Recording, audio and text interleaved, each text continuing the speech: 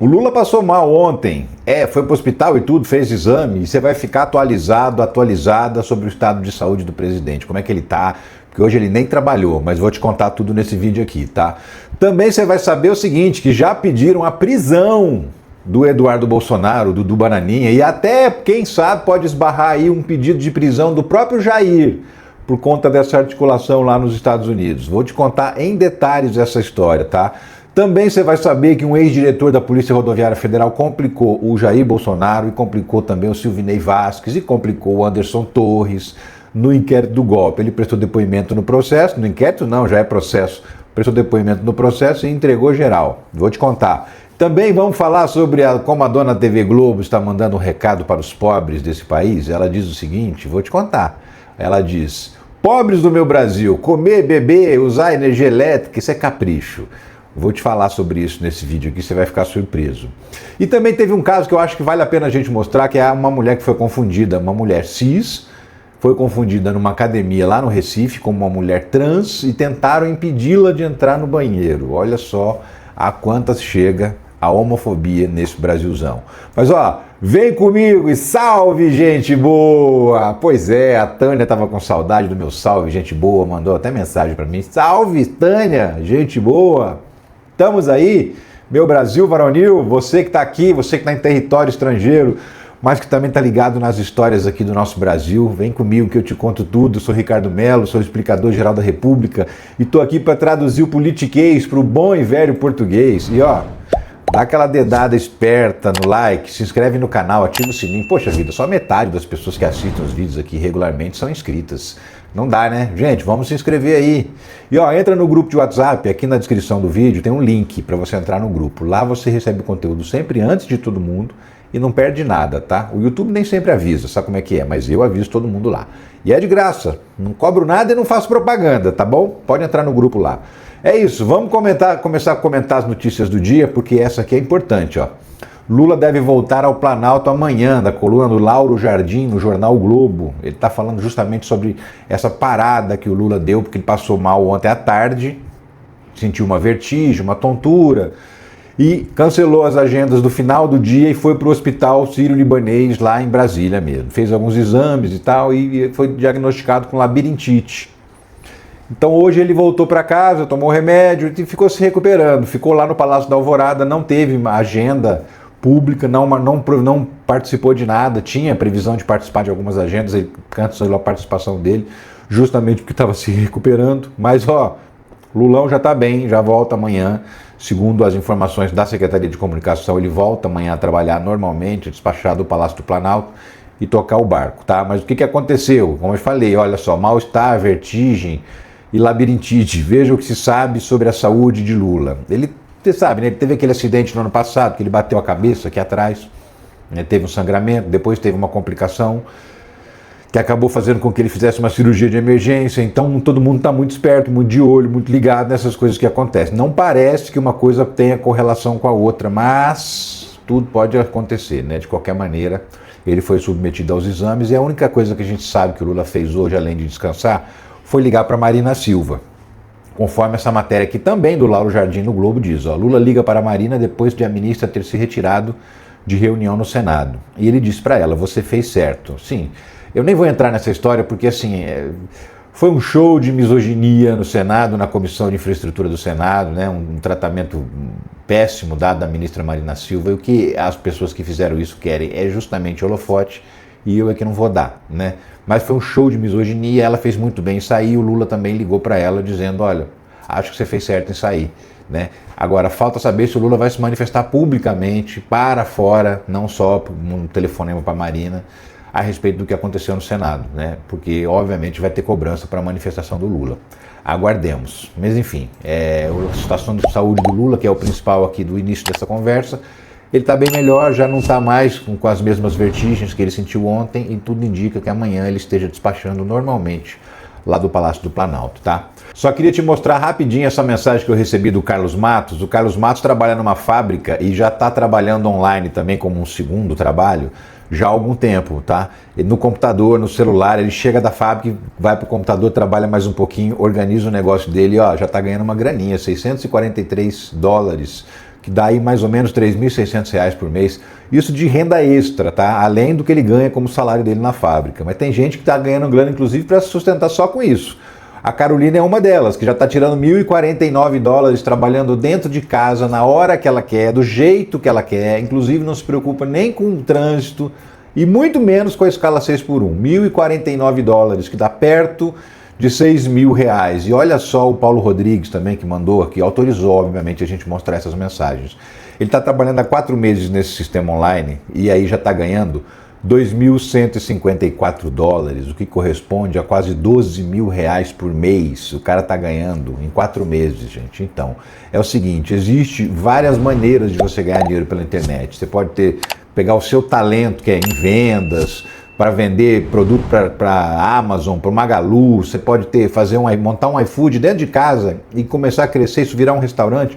Tem um monte de formas de você empreender dentro de casa, no horário que você pode, do jeito que você quiser, morando onde você quiser. Se você quiser e está interessado nesse tipo de oportunidade, então clica nesse link que aparece aqui na descrição, é o primeiro link que aparece na descrição do vídeo, aqui em cima. Tá? Você vai ser redirecionado para uma conversa com o Clayson, que é nosso amigo youtuber, que nunca entra em roubada, não é à toa que eu estou falando sobre isso aqui, e ele vai te explicar direitinho o que você precisa saber, tá? Não é oferta de emprego, gente, é uma escola de negócios digitais que te ensina onde encontrar as oportunidades para ganhar dinheiro pela internet e te ensina também o que você precisa saber para participar dessas oportunidades. Então, ó, clica no link da descrição aqui que você vai saber tudo direitinho e não perde essa oportunidade não. Mas vamos lá, seguinte, olha que notícia interessante.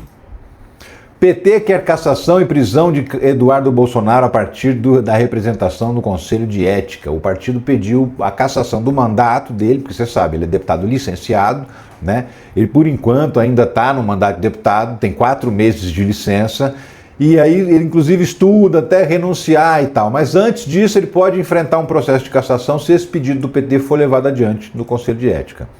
O Centrão manda um alerta urgente a Bolsonaro sobre sua prisão. Então, assim, pai e filho estão enrolados, né? Com pedidos de prisão. No caso do Centrão é o seguinte, eles acertaram no principal, que é a prisão, e erraram na previsão de quando, né? Eles estão prevendo que o Bolsonaro vai ser preso lá para julho, ou seja, daqui 2 meses. Eles estão achando que vai dar tempo do cara ser julgado pelo STF, condenado, entrar com os devidos recursos, esses recursos serem julgados também, tudo até julho e ele começar a cumprir pena. Não vai acontecer nesse prazo, realmente. Tá? Agora, de fato, o que pode acontecer é esse episódio que envolve o Eduardo Bolsonaro enrolar o pai também num pedido de prisão preventiva, porque sim, isso pode acontecer. Te explico por quê. O que acontece? Tem um artigo do Código Penal brasileiro, artigo 344, né? Tá aqui, ó. Vamos ler o que ele diz.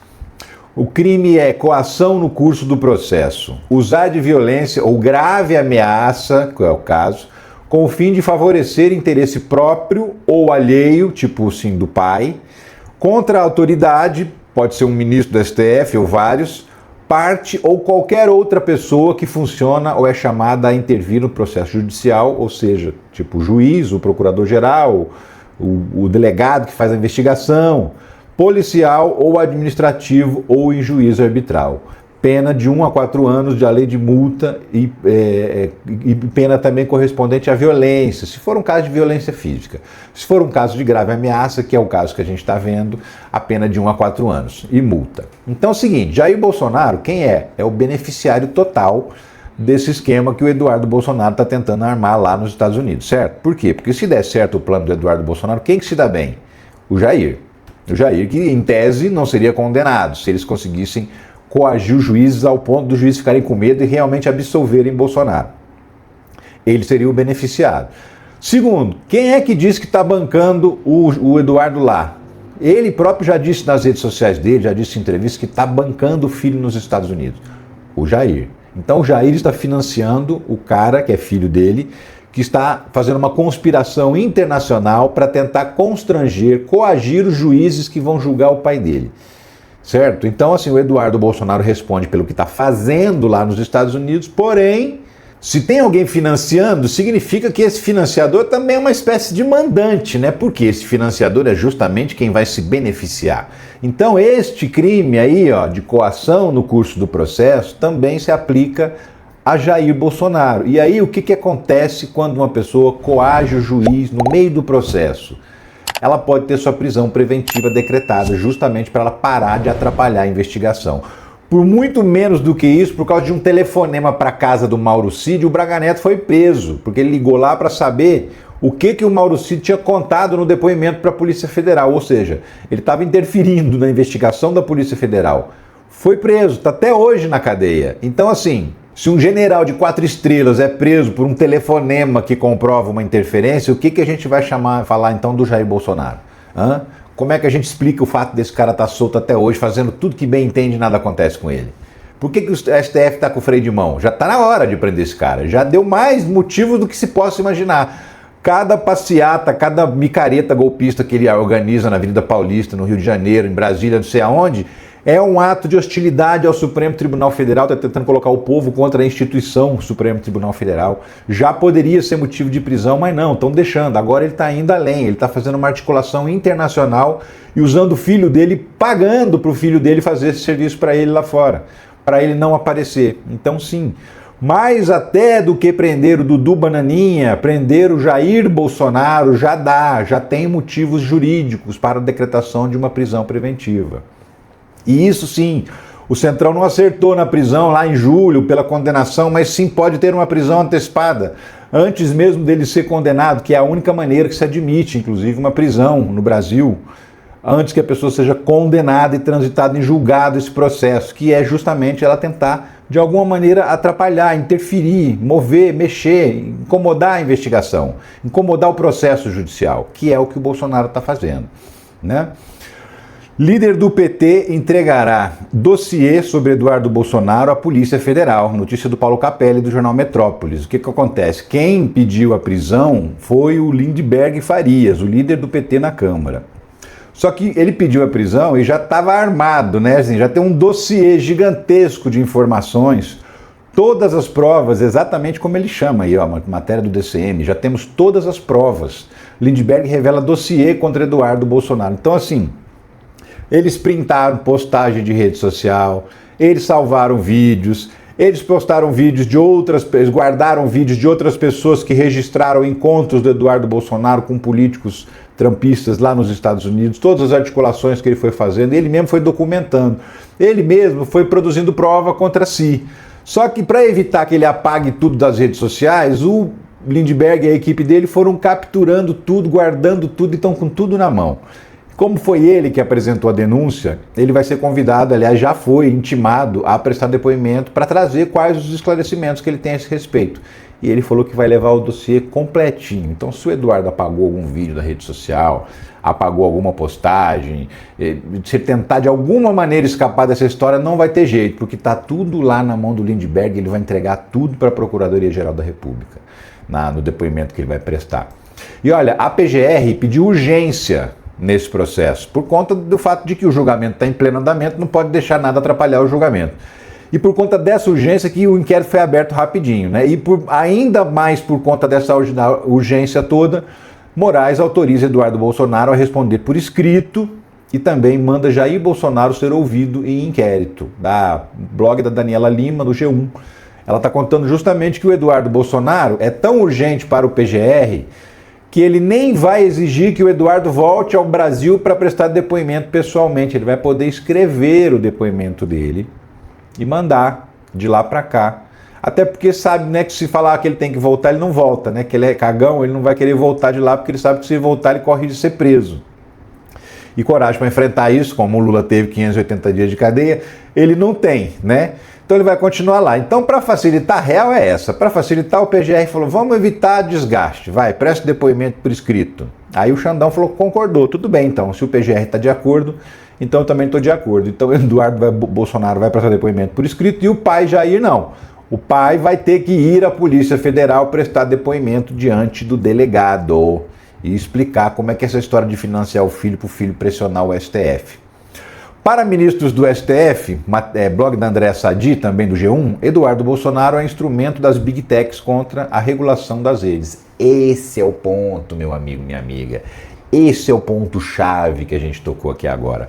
Que é o seguinte, obviamente que o Trump não vai colocar os Estados Unidos em rota de colisão direta com outro país só para defender o Bolsonaro, né? Porém, tem mais gente com o mesmo interesse em ferrar com Alexandre de Moraes. A gente está falando dos donos das Big Techs. Por quê? Porque as Big Techs não querem ser regulamentadas. Existe um julgamento em andamento do Marco Civil da Internet no STF e existe uma proposta que vai ser apresentada na Câmara pelo governo de regulamentação das redes sociais, né? Ter um pouquinho de ordem na bagunça, ter um pouquinho de regra na bagunça, porque hoje não existe regra nenhuma. As únicas empresas que funcionam no Brasil sem ter uma norma de funcionamento são as Big Techs, são as redes sociais, as mídias sociais. E isso não pode continuar acontecendo. Só que elas não querem, né? E elas sabem muito bem, o Elon Musk principalmente, sabe muito bem o quanto o Xandão tá nessa briga, né? Lembra do Twitter, da Starlink, daqueles rolos todos que o Xandão foi lá, mandou sequestrar, bloquear dinheiro da conta da empresa para pagar multa, mandou tirar o Twitter do ar. Você se lembra de tudo isso, né? Enfim, por conta disso, o próprio Elon Musk tem muito interesse nesse bloqueio da vida civil do Alexandre de Moraes. Não só ele, como os representantes das outras Big Techs também, justamente porque ninguém quer lei, ninguém quer regulamentação, né? E aí, então, eles estão usando esse pretexto. Essa é a avaliação de ministros do Supremo Tribunal Federal. Também é a mesma avaliação internamente no governo Lula, de que eles estão usando como pretexto, como desculpa, essa história do Jair Bolsonaro, porque eles têm interesses muito maiores em perseguir o Xandão por outras razões. E de quebra, ao fazer isso, eles acham que vão também ajudar o Jair Bolsonaro e companhia nas eleições do ano que vem. Então, assim, é tipo mata dois coelhos com uma cajadada só. Não sei se a gente ainda é politicamente correto usar essa expressão. Se não for, me desculpe, me avise no comentário que eu não uso mais, tá? Enfim, e aí, o que vai acontecer daqui para frente? Tem uma embaixadora brasileira, a embaixadora do Brasil nos Estados Unidos, embaixadora mergulha em missão anti-Eduardo em apoio a Moraes. Ela foi designada para conversar com os Estados Unidos, para falar, olha, vocês já avaliaram o impacto, não só político, mas o impacto econômico de, por exemplo, você bloquear o cartão de crédito do Xandão? Sim, porque tem um impacto econômico para todo mundo, sabia? É isso que você precisa saber. Que é o seguinte, imagina a seguinte situação. Bloqueia lá o cartão de crédito Visa ou Mastercard do Xandão. Sem justificativa pela lei brasileira. Ah, mas é uma lei americana. E daí? No Brasil vale a lei brasileira. Aí o que vai acontecer imediatamente após? O Xandão vai entrar na justiça falando, olha, eu quero o restabelecimento do meu cartão de crédito. Porque, segundo a lei brasileira, não tem nada que impeça eu ter cartão de crédito. Aí qualquer juiz vai dar ganho de causa para o Xandão, por quê? Porque é verdade, porque na lei brasileira não tem nada que preveja que simplesmente pode deixar de prestar o serviço para ele. Aí vai vir uma decisão mandando restabelecer o cartão de crédito dele. Aí a empresa de cartão de crédito fica ali entre a cruz e a caldeirinha, né? Pô, se eu obedeço a lei brasileira, eu sofro uma sanção lá dos Estados Unidos. Se eu obedeço a lei americana, eu sofro uma sanção brasileira. Que tipo de sanção brasileira? Sei lá, ó, multa de 10 milhões por dia enquanto não restabelecer o cartão do cara, por exemplo. E aí essa multa vai comendo. E aí a empresa ou vai pagar essa multa todo mês, porque ela não vai restabelecer e vai ficar pagando a multa, e chega uma hora que ela vai responder por desobediência, que é um crime. E isso pode fazer até a empresa sair do Brasil. Uma Visa, Mastercard, que ela prefere de repente não operar no país para não ter problemas, que ou paga aqui ou paga lá, mas vai pagar de qualquer jeito. Vai pagar multa para alguém de qualquer jeito. Então você acha que a empresa que é americana também não está lá no ouvido do Trump? Ó, se você fizer isso aí, você vai me ferrar lá no Brasil, eu tenho 100 e tantos milhões de clientes e eu preciso desse negócio aí? Então, e aí obviamente o Trump também vai levar isso em consideração. Até porque o que acontece? Ah, a gente precisa, sim, desesperadamente da Visa e da Mastercard? Não necessariamente. Primeiro que já tem a Elo, que é uma bandeira legitimamente brasileira, né, que é aceita em todas as maquininhas igual às outras, e tem mais. Pode entrar aí empresas de cartão de crédito de outros países para vir para cá para ocupar o lugar da Visa e da Mastercard, né? Inclusive empresas chinesas, empresas europeias, podem vir para cá para substituir. Então, assim, não é de interesse das empresas americanas, porque elas podem ter processos aqui no Brasil em razão de bloquear o cartão de crédito de ministros do STF por conta dessa lei maluca lá dos Estados Unidos. Então, nesse caso, obviamente que o Trump vai levar tudo isso em consideração. O que não quer dizer que eu duvide que ele vai fazer. Não, eu não duvido, ele pode fazer. Por quê? Porque ele é louco, porque ele é psicopata. E psicopatas são capazes de fazer esse tipo de coisa. Então, assim, possível é. É recomendável? Do ponto de vista econômico mesmo, não é. Ao contrário, é prejuízo para os Estados Unidos. E isso é uma das coisas que a embaixadora brasileira lá nos Estados Unidos está falando com os caras. Falou, olha, vocês já avaliaram o impacto disso? Que esse impacto pode ser muito maior, né? E o inquérito? A investigação foi aberta. Como é que vai ser? O destino do inquérito contra Eduardo Bolsonaro na Polícia Federal, matéria do Globo, da coluna da Malu Gaspar, vai ser destinado aos mesmos investigadores que já participaram da investigação do inquérito do golpe, que agora já terminaram o inquérito, já relataram, né? A coisa já está na fase de processo, já está na ação penal, e agora vai ser chamada essa galera de novo, os mesmos, justamente porque já estão a par de tudo, já estão a par de como é que funciona, como é que funcionou o esquema do golpe, porque isso é meio que um golpe continuado, né?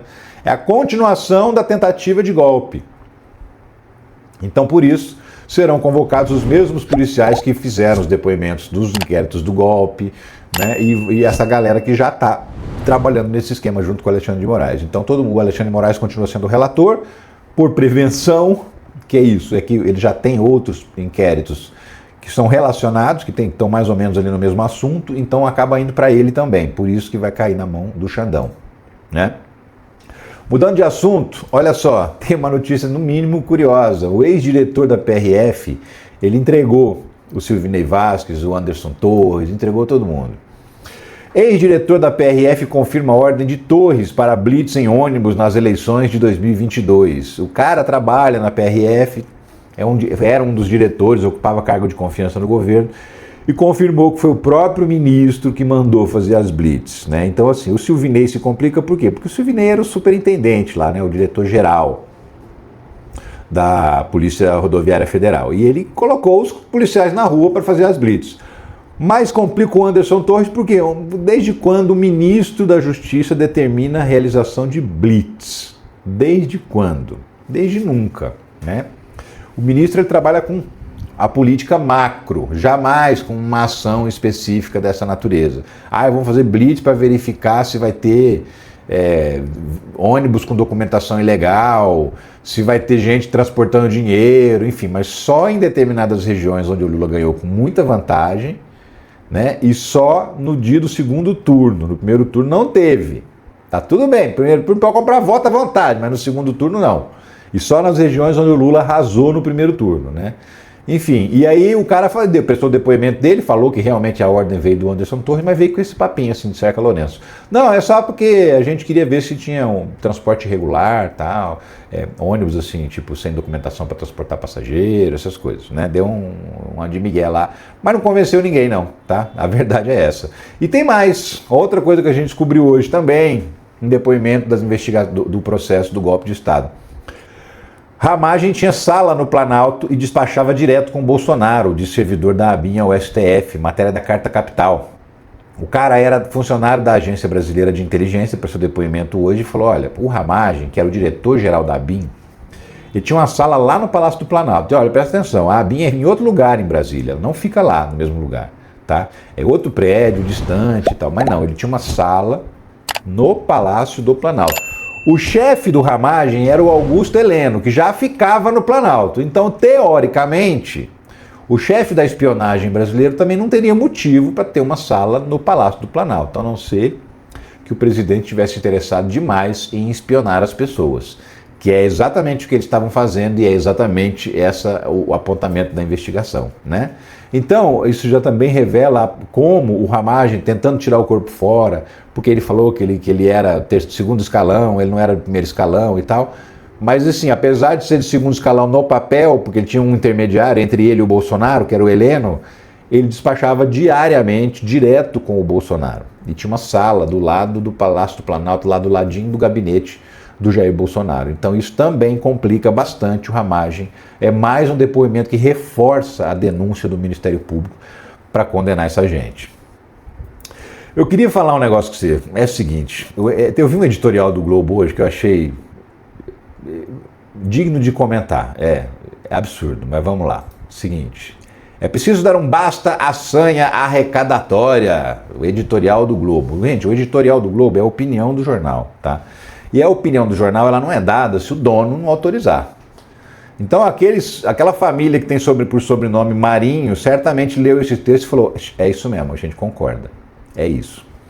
Quem escreveu nunca dá para saber, porque eles não põem o nome da pessoa que escreve, mas é um sabujo da própria família Marinho que costuma escrever, da própria família do patrão, né? Não necessariamente só os Marinho. Qualquer jornal tem o sabujo que escreve o editorial para o patrão, né? E assim, eu destaquei alguns trechos aqui que vale a pena comentar.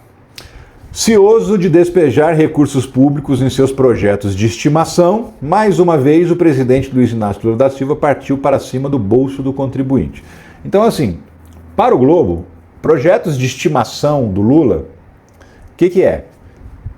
É o pobre comer, é o pobre beber, é o pobre ter médico, é o pobre ter escola, é o pobre ter energia elétrica, é o pobre ter um transporte minimamente decente para trabalhar. É isso. É o pobre ter um 120 para ficar na escola. Isso são os caprichos aí, são os projetos de estimação na avaliação do jornal o Globo, tá? Então, assim, Bolsa Família, Pé de Meia, esse programa agora que vai dar luz de graça para 60 milhões de brasileiros pobres, né? Esse tipo de benefício é que o jornal chama de projetos de estimação do Lula, né? Então, quando chama de projetos de estimação, obviamente você está dizendo que eles são desnecessários, né? Então, assim, pobre, comer, beber, ligar o interruptor e a luz acender, isso é luxo, você não precisa disso, tá? É isso que o jornal o Globo está te dizendo. E aí diz o seguinte, que por conta dessa mudança do IOF vai afetar várias operações, inclusive empréstimos e câmbio, tal medida inibe a tomada de crédito, desestimula investimentos com impacto na inflação. Né? Aí fala, diante da taxa de juros já nas alturas, 14,75%, taxa de juros que vocês apoiam, pessoal do Globo, não só vocês, mas vocês também, que vocês apoiam, que vocês comemoram quando sobe, vocês fazem festas, vocês comemoram que a bolsa cai, o dólar sobe, né? O dólar cai também, melhor dizendo, a bolsa, tudo contrário, a bolsa sobe, o dólar cai e pronto, agora sim, né? Vocês comemoram isso sempre, querido jornal Globo, né? Então assim, e fora que não faz o menor sentido, essa matéria aqui, ó, procura no Google com esse título aqui que você vai encontrar qual é o valor do IOF hoje, veja como era e como ficam as alíquotas. Tem aqui as mudanças e percebe o seguinte, ó, as mudanças elas afetam realmente, de verdade, quem tem grana, quem tem dinheiro. Quem não tem dinheiro não é afetado não.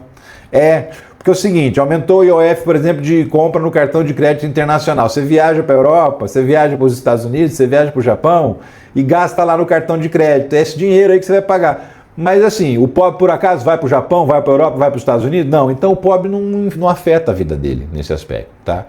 Ah, mas vai ter um aumento lá no crédito para empresa, vai mesmo, 0,38 para 0,95, 0,50 inclusive. É um acréscimo ridículo e mesmo assim é um ajuste que o governo está fazendo. Em que circunstância? É importante a gente explicar isso. Que circunstância? É o seguinte, todo ano o governo prepara o orçamento, o ano do ano que vem, do ano seguinte, né? Então, nós vamos arrecadar X, nós vamos gastar Y.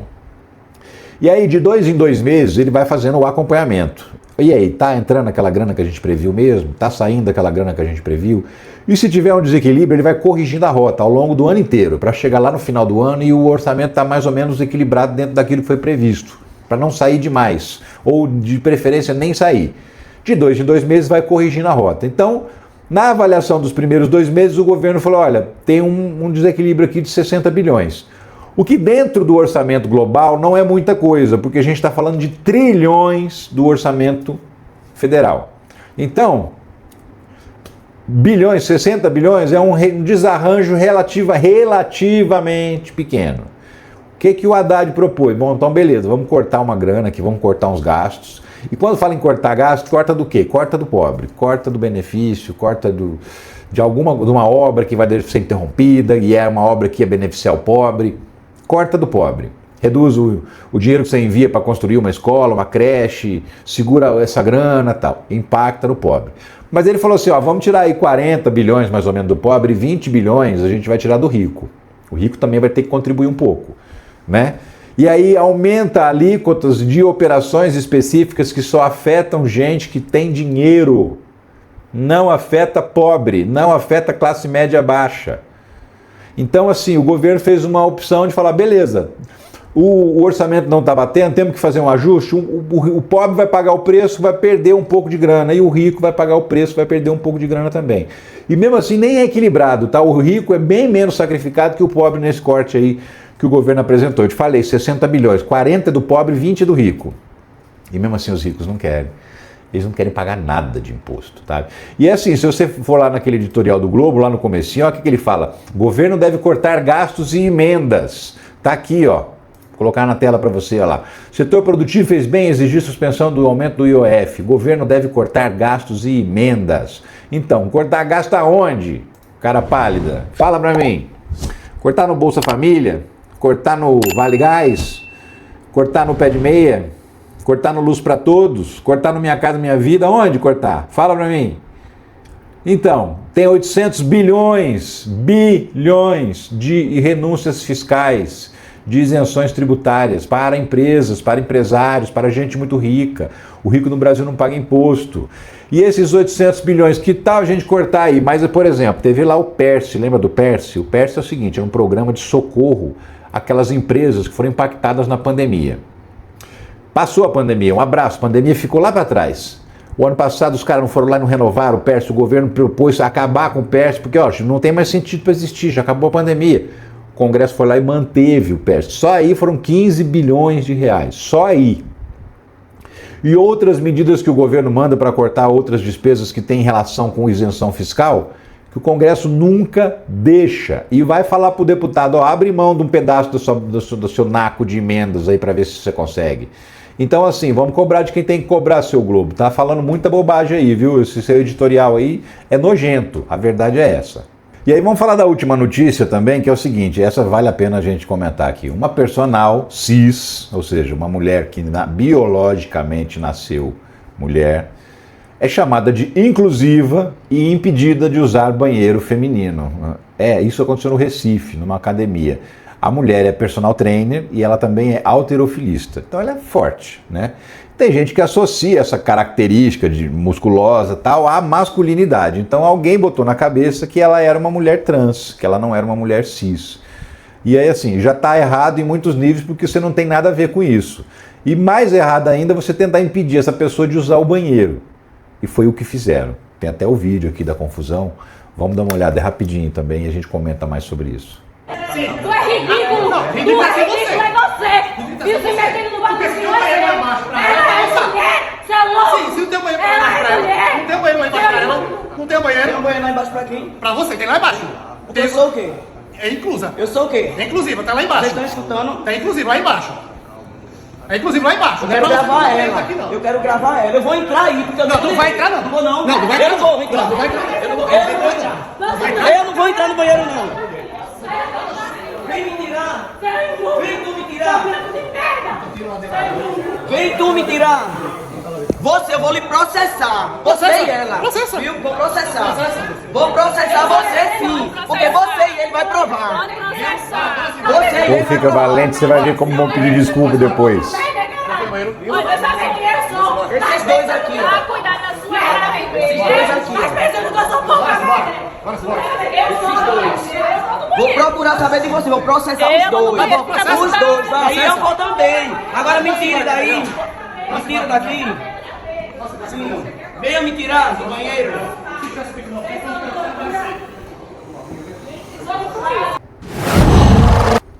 Enfim, essa história aí vai parar na delegacia, né? A personal trainer ela acabou dando uma entrevista, não mostrou o rosto, até porque ela não quer se expor, mas assim, ela contou que simplesmente foi confundida com uma mulher trans e foi vítima de transfobia. É isso, é transfobia.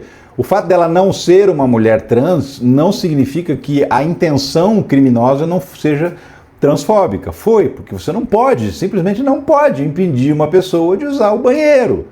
Não pode, uma pessoa por conta da identidade de gênero dela. E pior ainda é o fato de você estar 100% equivocado, né? Porque nem se trata de estar correta essa desconfiança. Ela é uma mulher cis. Mas mesmo que não fosse, isso não justifica, isso é crime. Claro que por conta do fato dela ser mulher, o crime de transfobia, pelo menos, não foi registrado desse jeito na delegacia. Foi registrado injúria, calúnia, Foi até registrado vias de fato, porque você viu que teve um empurra ali, não dela, né? Não da moça que estava gravando, que foi a vítima. Na verdade, aquela moça que está exaltada ali também discutindo com a calça branca é uma aluna dela que ficou indignada ao ver a professora sofrer esse tipo de preconceito. E ela estava absolutamente indignada. E uma mulher grávida, tá? Grávida, que chegou a passar mal depois por conta desse episódio de transfobia do qual foi vítima uma mulher cis. Pode ser que isso vá ser registrado lá na frente, depois do indiciamento na polícia como transfobia? Pode ser. Por quê? Porque a intenção é transfóbica, apesar da vítima não ser uma pessoa trans. Mas vai depender do entendimento do delegado quando ele apurar isso direitinho e olhar certinho no Código Penal. E tem mais. A Academia Selfit do Recife, que é a academia onde aconteceu tudo isso aí, o que a gente imagina é que esse casal transfóbico vai ser expulso, né? Que logo a gente vai ter notícia de que eles não vão mais poder malhar aí, porque isso aí não é um lugar para transfobia. Um lugar de saúde, um lugar que as pessoas vão para cuidar da vida, cuidar do corpo, cuidar da mente. Não é lugar para gente transfóbica, para gente que tem preconceito contra outras pessoas simplesmente por elas serem quem são. Então eu espero estar contando para você nos próximos dias que essa academia Selfit do Recife tenha expulsado esse casal transfóbico, esse casal preconceituoso que vai malhar na casa do capeta. É isso. Gente, muito obrigado por ter ficado nesse vídeo até o final. Agradeço e peço like se você não deixou lá no começo, deixa agora, né? Porque de repente você não sabia se você ia gostar do vídeo, né? Se você está aqui até agora, deve ser porque você gostou. Então deixa o like aí, não esquece de entrar no nosso grupo de Zap também não, tá? Eu volto a qualquer momento com outras notícias sobre a política, a justiça, a economia do Brasil e do mundo. Um abração para você. Tchau.